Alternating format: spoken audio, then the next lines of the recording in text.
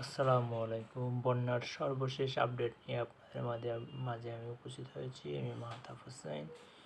আপনারা দেখতে পাচ্ছেন বন্যার সর্বশেষ আপডেট। এখন বাজে রাত 10:30। ঠিক 10:30টায় বন্যার যে অবস্থান সেটি আপনাদের দেখাবো এখন আমি।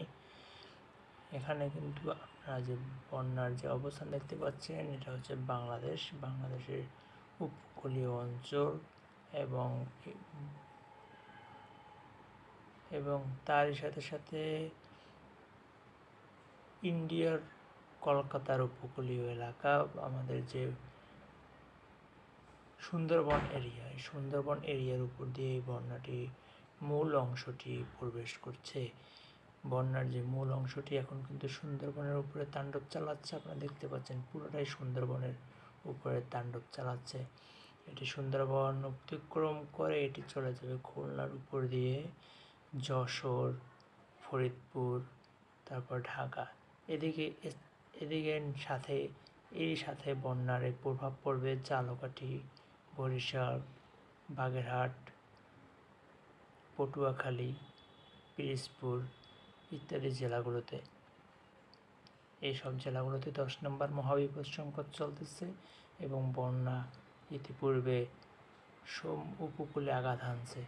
এটি এখন বর্তমান অবস্থান আমাদের সুন্দরবনের উপর, এবং এর ফলে সেখানে ব্যাপক ক্ষয়ক্ষতি হচ্ছে।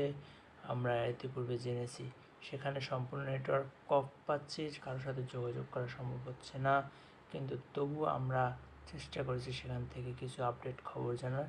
সেখানে 100 কিলোমিটার গড় গতিবেগে সেখানে আপনার এই যে ঘূর্ণিঝড়ের যে প্রভাবটা সেটা সেখানে দেখা যাচ্ছে। আর আপনারা যদি এর অবস্থান যদি জানতে চান তাহলে এর পরবর্তী অবস্থান এটি, কিন্তু বাংলাদেশের উপর সম্পূর্ণ নিঃশেষ হয়ে যেতে সময় নেবে 4.5 ঘন্টা থেকে 5 ঘন্টা। এটি কিন্তু এখন থেকে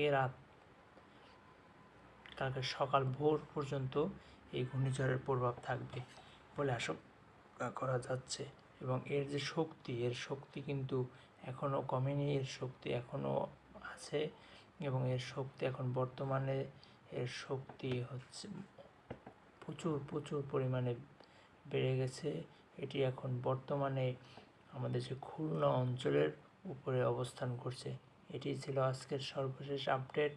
সবাইকে ধন্যবাদ সাথে থাকার জন্য। আল্লাহ হাফেজ। আসসালামু আলাইকুম।